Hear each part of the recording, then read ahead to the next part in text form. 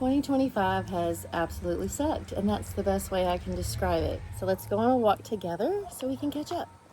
It actually feels like a nice spring day today, which is really refreshing.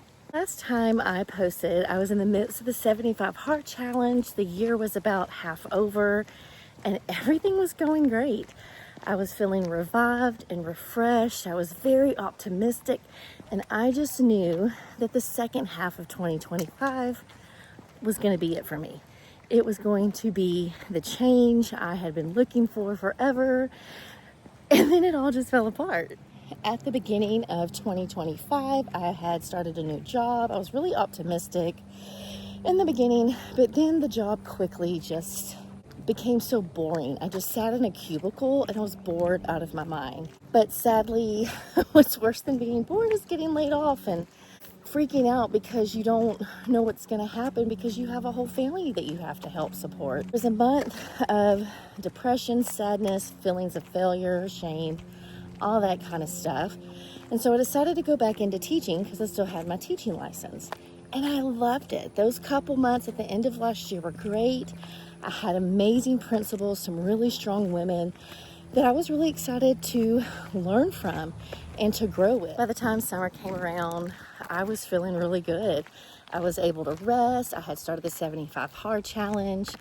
Things were going great. I was living lively, as I like to say, and I really felt like the second half of 2025 was going to be it. It was going to be the big change that I had been longing to make in my life, and that didn't happen. We found out just before the school year started, the end of July, that our principals were leaving. We didn't really know why, but we knew it wasn't going to be good for us that they were gone. Just before my students came back, my daughter and I took a trip to Birmingham to see my sister. We had a great weekend, went to a musical. It was fabulous. And I was still sticking with the 75 hard. Like, I was in it. I was not going to fail. That was the mindset. And then our last night of our trip, I ended up getting food poisoning. Woke up so sick, could not work out, couldn't even eat. Failed the 75 hard completely. So I'm driving home feeling like a complete failure. But then I also noticed that this little mole on my face was really swollen and red. And it freaked me out because my dad's had melanoma and cancer runs in my family, like all different kinds. I was already feeling sick, so my anxiety was high because of that. And I immediately made an appointment to a dermatologist. He assured me that this mole was fine. It just seemed like a pimple kind of underneath it. But then he noticed a spot on my neck, which he worded as, "That looks scary." But I had a few places biopsied, and turns out 2 spots were skin cancer that I needed to have surgery to remove. In the midst of coming to terms with having melanoma, waiting on surgery, everything at the school I worked at was utter chaos. There were fights happening all the time, often in my classroom. I can't even go into everything, but it was awful. And I knew I had to leave, but I couldn't leave until I could have my surgery done. And being in that environment fully triggered my PTSD to where I was right back into fight, flight, or freeze mode. And I would come home every day and just crash in my bed. Like, my depression had kicked into overdrive. I couldn't even fully function. I felt guilty because I couldn't be the mom. I couldn't be like fully present for my own children. I felt guilty for wanting to leave because I really did love my students and I still love them. But I knew I just couldn't stay anymore. It was not good. My health was declining. I was having panic and anxiety attacks again. My blood pressure was jumping up really high. I had to go back for more heart stuff.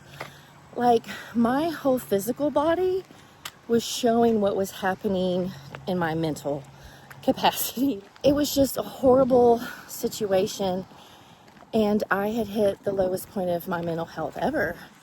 And what really sucked is I had worked for 2 long years really working on my healing journey, how to deal with my PTSD, my triggers. I had finally got into probably the healthiest space I had been in mentally ever before, only to be thrown right back into the pit of it. And none of the things that I had learned in my healing journey were even helping me. It's like my body just gave up, my mind gave up, and all I could do was just put one foot in front of the other and try to survive day to day. When I tell you it was dark times, it was really dark times.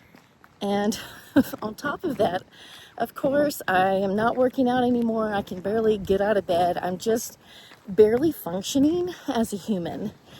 And I gained all my weight back. It was hard to not feel like a failure, but I had to keep telling myself the truths of, this is a season. This isn't going to last forever. I'm going to have this surgery. Prayerfully, I was keeping positive that my margins would be clear, that it wouldn't have spread to my lymph nodes because of where it was on my neck.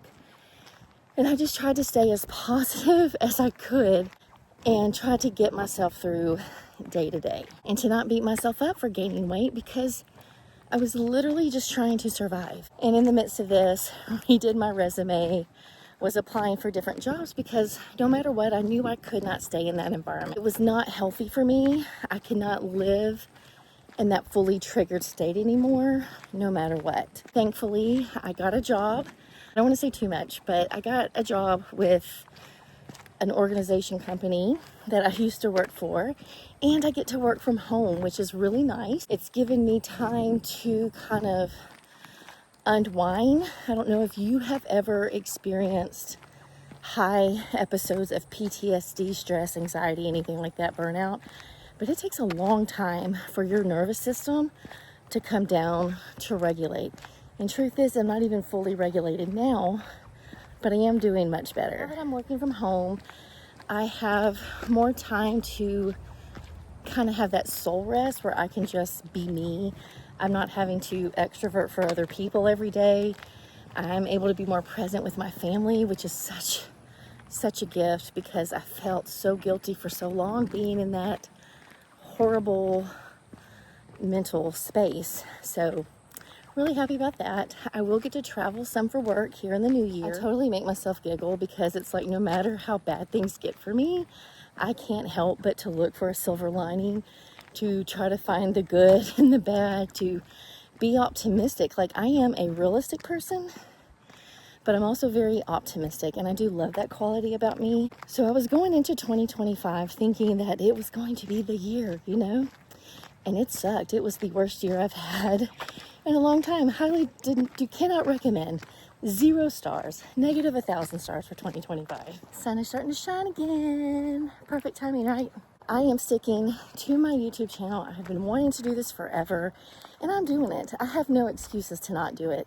I want you to be on this journey with me. I know I am not the only person who has struggled with their weight and their fitness and their mental health and everything. I know I'm not the only woman in midlife who seems like everything is crisis. I mean, they call it a midlife crisis, but I'm not. This is where I really feel like I'm about to bloom and be the woman that I've always been. I just didn't know how to access her at the time. So I plan to post 2 times a week. Tuesdays will be my weight loss, fitness, health journey. You'll get to see my weigh-ins. I'm going to be very transparent, vulnerable, and honest, so you can see what it's honestly like, because no one's journey is perfect. And sometimes when you're on social media, you can tell that things are really curated for the best positive spin.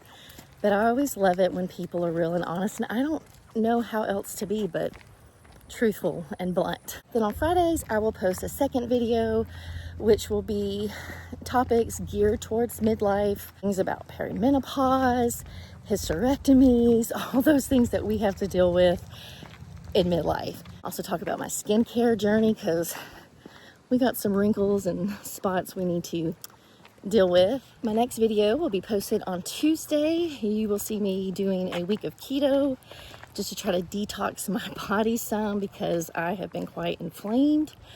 And I'm going to weigh in daily, just so you can see how easily the scale can change, because a lot of women have fear of the scale. We live and die by that number, and we definitely shouldn't, because it cannot tell us everything. And we even traveled, went to the beach. So I want to show you how I stayed on plan, talk about how it felt, if I felt deprived any, and to see what that scale did during that whole week. And then I'm going to end it with what the scale said today. It is December 26th, by the way.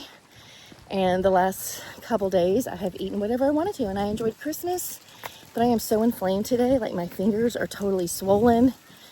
My joints ache. So that tells me that when I do more low carb keto, my body definitely responds better to that. Evaluating the plan for this new year, and I will share my workout plans and everything with you on that video on Tuesday, and just give you a real vulnerable, honest look at what I'm doing, what's working, what's not working, how I'm feeling, how I'm sleeping, my energy. So not just the scale, like a full encompassment, which is what I wanted to do for this channel since I first thought it up. Thank you for watching today's video. Please give it a thumbs up, comment below. I have walked just over 2 miles, so it's a good way to get a walk in and finally get this YouTube video up that I've been procrastinating on for months. But I am finally in that really good mental health space to really come back. Like, this is my comeback era. This is my glow up era. This is the time that it all falls into place. I know I thought that last year. I thought that this summer. Now I know it. Like, I know that I know it. And it feels good. Am I a little scared? Yes. But I'm also working on like proclaiming things and speaking what I want out into the universe, and trust that the good Lord will make new ways. The idea of doing a 5K again. I did one about 15 years ago after I had my third son. I just really like a challenge. Having a challenge really helps me to kind of center myself and focus, because I also have ADHD, and having ADHD in perimenopause sometimes makes it hard to stay focused, you know? Thank you so much for taking that walk with me and listening to my crazy 2025 and my hopes for 2026. Please like and subscribe. I will have a new video on Tuesday that will focus solely in what I've been doing the last couple weeks for health, that week of keto detox. And I'm ending this video out with a weigh-in, so you can see where I'm honestly starting from. Comment below, let me know, do you have any goals for 2026? Do you do resolutions? Do you kind of have a word or a mantra for the year? I would love to hear it. I'll see you guys on Tuesday. I hope you have an excellent weekend. And don't forget, live lively.